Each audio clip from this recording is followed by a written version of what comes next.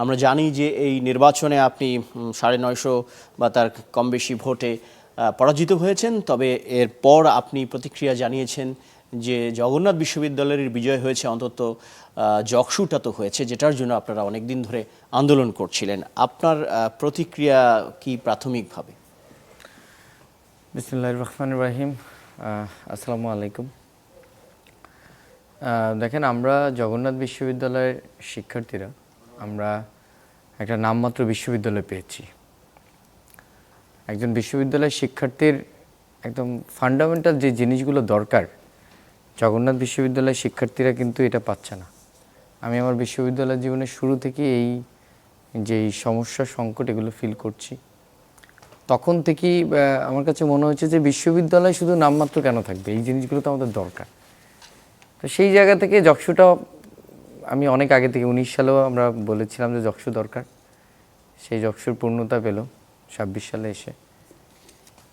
আমার কাছে মনে হয়েছে যে সবাই মিলে জগন্নাথকে যে আমরা তুলে ধরতে পেরেছি, যে অন্যান্য বিশ্ববিদ্যালয়ের মতো জগন্নাথ বিশ্ববিদ্যালয়ের ছাত্র সংসদ হয়েছে, এইটা যে জগন্নাথ বিশ্ববিদ্যালয়ের একটা ট্যাগ জুড়ে দিতে পেরেছি, এটা সবচেয়ে বড় প্রাপ্তি ছিল আমার। এবং আমি এটার জন্যই লড়াই করেছি। আমি যখন যকসু চাই, তখন আমি কখনই চিন্তা করি নাই যে এই যকসুতে আমি দাঁড়াতে পারবো বা বিপি পদে লড়বো, এরকম কোনো ইন্টেনশন আমার ছিল না। আমরা দেখলাম যে ভোটের যখন ফলাফলগুলো আসছে, প্রায় বেশি শুরুর দিকে আপনি এগিয়েছিলেন, আপনার নিকটতম প্রতিদ্বন্দ্বী হয়েছিলেন রিয়াজুল ইসলাম, পরে তিনি অবশ্য এগিয়ে গেলেন।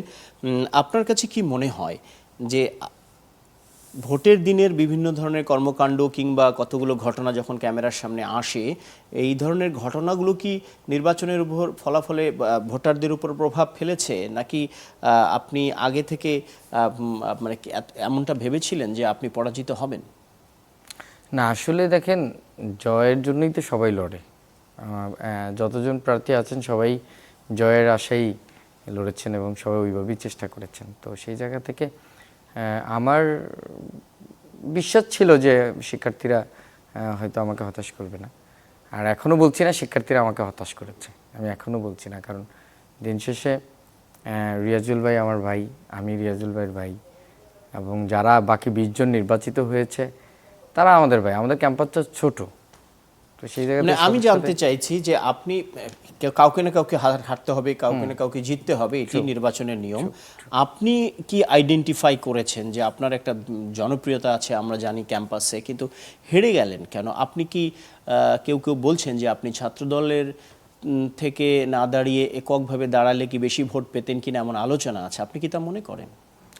আমি ব্যক্তিগতভাবে তা মনে করছি না। আমিও দেখেছি যে অনেকে এই কথাটা বলছে। কেন মনে করছি না, এটা দুইটা পয়েন্ট আমি আপনাকে বলি।